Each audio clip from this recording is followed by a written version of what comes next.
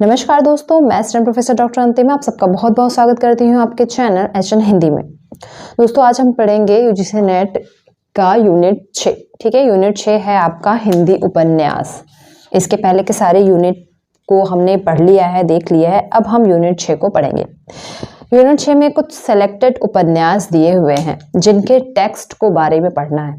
इससे आपके प्रश्न क्या क्या आ सकते हैं। इससे कुछ आपके फैक्चुअल प्रश्न आ सकते हैं, जैसे कि ये उपन्यास कब प्रकाशित हुआ था, उपन्यास के पात्र कौन से हैं, घटना जो कथा वस्तु है वो किससे रिलेटेड है, या फिर स्थान कौन कौन सा है, और या इसके अलावा कुछ पंक्तियां और इस उपन्यास से रिलेटेड अन्य कुछ फैक्ट अगर जो प्रसिद्ध हैं उसको भी आपको पूछ सकता है। ठीक है, तो सबसे पहला इस तरह का जो उपन्यास आपका दिया है वो है आपके सिलेबस में है, वो है देवरानी जेठानी की कहानी।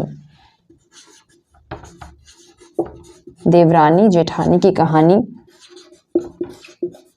यह एक लघु उपन्यास है। ठीक है, छोटा है इसीलिए इसको लघु उपन्यास की संज्ञा भी दी गई है।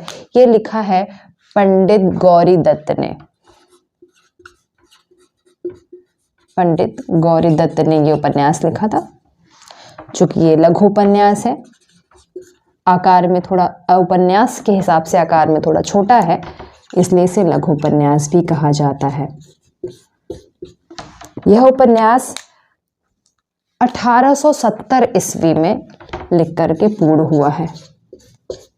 ठीक है, इसलिए इस उपन्यास को कुछ विद्वान हिंदी साहित्य का पहला उपन्यास भी मानते हैं। इसमें गोपाल राय सर्वप्रथम हैं। गोपाल राय गद्य विधा के अच्छे आलोचक। गोपाल राय ने देवरानी जेठानी की कहानी को प्रथम उपन्यास माना है। तो ये प्रश्न कभी कभी पूछ देता है, ठीक है, कि किसने इन्हें प्रथम उपन्यास माना है। गोपाल राय ने माना है। देवरानी जेठानी की कहानी को गोपाल राय ने हिंदी साहित्य का प्रथम उपन्यास माना है। सभी इसे नहीं मानते हालांकि, बट गोपाल राय की बात करेंगे। गोपाल राय से अगर कोई प्रश्न आता है तो आप देवरानी जेठानी की कहानी को टिक करेंगे। अब हम आते हैं इसके पात्र पे, कौन कौन से पात्र इसके महत्वपूर्ण पात्र है, ताकि इसकी कहानी का जो प्लेटफॉर्म है वो तैयार हो सके। पात्र की बात करें तो इसमें सब जो पूरी कहानी है वो एक परिवार के इर्द गिर्द घूमती है। वो परिवार जिसके मुखिया हैं सर्वसुख। ठीक है, सर्वसुख ये कौन है? ये मेरठ के एक बड़े अग्रवाल व्यापारी हैं। मेरठ के अग्रवाल व्यापारी है। इन्हीं का परिवार, इन्हीं के फैमिली के इर्द गिर्द ये पूरी कहानी है वो घूमती है।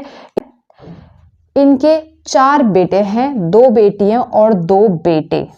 इनके जो 2 बेटे हैं और 2 बेटियां, जिसमें 2 बेटों में बड़ा बेटा जो है उसका नाम है दौलत राम।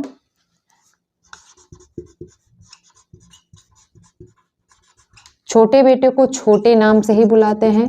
और इनकी 2 बेटियां भी हैं जिनका नाम है पार्वती और सुखदेई। ठीक है, अब इन्हीं 2 बेटों की पत्नियां भी हैं, जिनकी कहानी जो देवरानी जेठानी दरअसल है वो इन्हीं की पत्नियों के ऊपर पूरी कहानी आएगी। जिसमें बड़ी की जो बहू है उसका नाम है ज्ञानू और छोटे की पत्नी है आनंदी।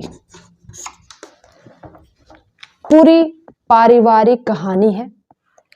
इस कहानी को आप देख सकते हैं, चूंकि देवरानी जेठानी की कहानी है तो स्त्री केंद्रित, महिला केंद्रित भी है। और इस कहानी के माध्यम से बताया गया है कि अच्छे घर की जो बहू होती है उसके क्या गुण और क्या अवगुण होते हैं। ये तो इस प्रकार से इसे हम उपदेशात्मक उपन्यास भी कह सकते हैं।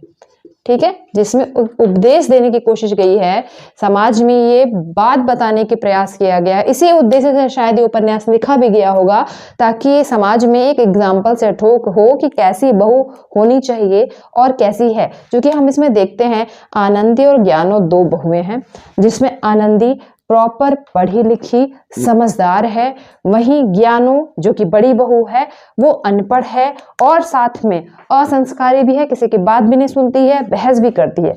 अब इन्हीं दोनों बहुओं का जो सामंजस्य है और घर में किस प्रकार से चलाती हैं, इसी में हम देखते हैं कि जो पारिवारिक द्वंद्व किस तरीके से उत्पन्न होता है धीरे धीरे रह करके, और द्वंद्व ऐसा कि वो लास्ट में बंटवारे तक पहुंच जाता है, उसको कैसे डील करती है, उसमें जो दोनों बहुएं हैं वो आपस में उसको कैसे मैनेज करती हैं, किस प्रकार आनंदी की सूझबूझ इसमें काम करती है, उसका पढ़ा लिखा होना, उसका संस्कारी होना किस तरीके से उसमें मदद करता है। ये कुल मिलाकर के एक अच्छी बहू, पढ़ी लिखी बहू का जो चरित्र होना चाहिए वो कैसा होना चाहिए, इसी बेस पर ये उपन्यास लिखा गया होगा और यही जो कैरेक्टर है उसका डिमांड भी है। ठीक है, तो ये कुछ इम्पॉर्टेंट जो है फैक्ट इसमें से जो इसमें से पूछ सकता है। ठीक है, कुछ पंक्तियां, इंपॉर्टेंट पंक्तियां कुछ जो फेमस हैं, कहीं पिछले साल पूछी गई होंगी तो शायद वो पूछ ले, अदरवाइज बहुत सारी पंक्तियां इससे पूछने की गुंजाइश नहीं है। ठीक है, परिवेश की अगर बात करें, तो समय की बात करें, तो ये कहानी जो है 3 जगहों से होकर के ज्यादा दिखाई देगी। पहला तो आप जानते हैं कि मेरठ का व्यापारी होगा। ठीक है, जो सर्वसुख थे वो मेरठ के व्यापारी थे। तो इसमें 3 स्थानों की बात जिक्र ज्यादा है। कौन सा? मेरठ, आगरा और रुड़की, ये 3 स्थानों का जिक्र ज्यादा मिलता है। ठीक है, तो यदि ऐसा कुछ फैक्ट पूछता है इससे रिलेटेड तो आप इसको इसमें भी लिख सकते हैं।